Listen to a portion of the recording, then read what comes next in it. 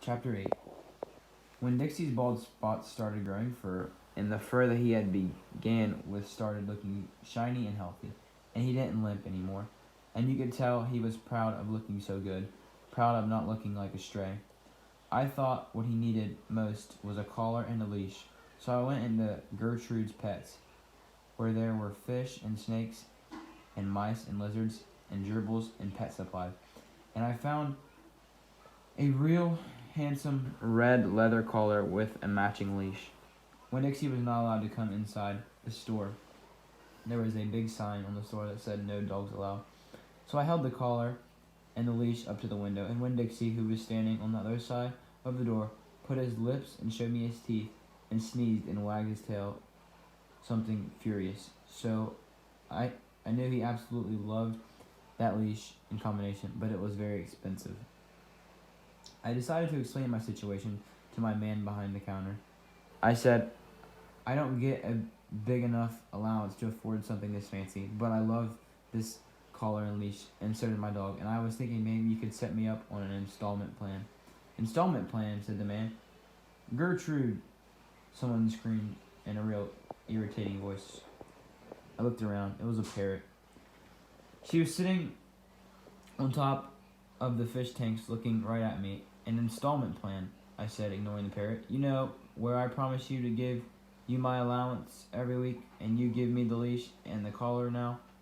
I don't think I can do that, said the man. He shook his head. No, the owner, she wouldn't like that. He looked down at the counter. He wouldn't look at me. He had thick black hair, and it was slicked back like Elvis Presley's. He had on a name tag that said Otis. Or I could work for you, I said. I could come in and sweep the floors and dust the shelves and take out the trash. I could do that. I looked around Gertrude's Pets. There was sand and sunflower seed shells and big dust bunnies all over the floor. I could tell that it needed to be swept. Said Otis. He looked down at the counter. Gertrude, the parrot screamed again. I'm real trustworthy, I said. I'm new in town, but my daddy is a preacher. He's the preacher at the Open Arms Baptist Church of Naomi, so I'm real honest. The only thing is, when Dixie, my dog, he would have to come inside with me, because if we get separated for too long, he starts to howl something terrible. Gertrude doesn't like dogs, said Otis. Is she the owner? I asked. Yes, no, he finally looked up. He pointed at the fish tank. That Gertrude, the parrot, I named her after the owner. Gertrude's a pretty bird, screamed Gertrude. She might like one Dixie, I told Otis. Almost everybody does.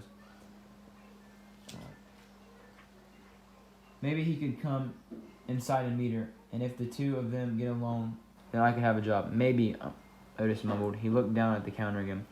So I went and opened the door, and Winn-Dixie came trotting on inside the store. Dog, screamed Gertrude. I know it, Otis told her, and then Gertrude got real quiet. She sat on top of the fish tank and cocked her head from one side to another, looking at Winn-Dixie. And Winn-Dixie stood and stared back at her. He didn't hardly move. He didn't wag his tail. He didn't smile. He didn't sneeze. He just stared at Gertrude, and she stared at him.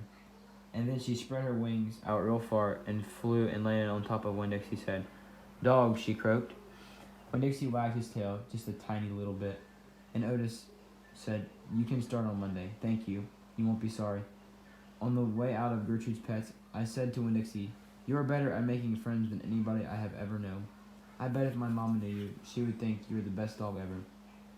Winn-Dixie was smiling up at me, and I was smiling down at him, and so neither of us was looking where we were going, and we almost bumped right into Sweetie Pie Thomas.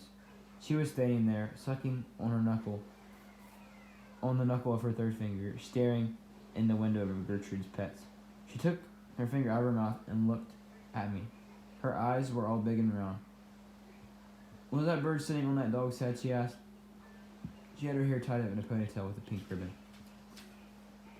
But it wasn't much of a ponytail. It was mostly ribbons and a few strands of hair. Yes, I told her. I seen it, she said. She nodded her head and put her knuckle back in her mouth. Then she took it out again real quick. I seen that dog in church, too. He was catching a mouse. I want a dog just like it, but Mama won't let me get no dog. She says if I'm real good, I might get to buy me a goldfish or one of them gerbils. That's what she says. Can I pet your dog? Sure, I said. Sweetie Pie stroked Winn-Dixie's head so long and serious that his eyes dropped half closed and drool came out of the side of his mouth. I'm going to be 6 years old in September. I got to stop sucking on my knuckle once I'm 6, said Sweetie Pie. I'm having a party. You want to come to my party? The theme is pink. Sure, I told her. Can this dog come? You bet, I told her. All of a sudden, I felt happy. I had a dog. I had a job. I had Miss Franny Block for a friend. And I had my first invitation to a party in Naomi. It didn't matter that it came from a 5-year-old, and the party wasn't until September. I didn't feel so lonely anymore.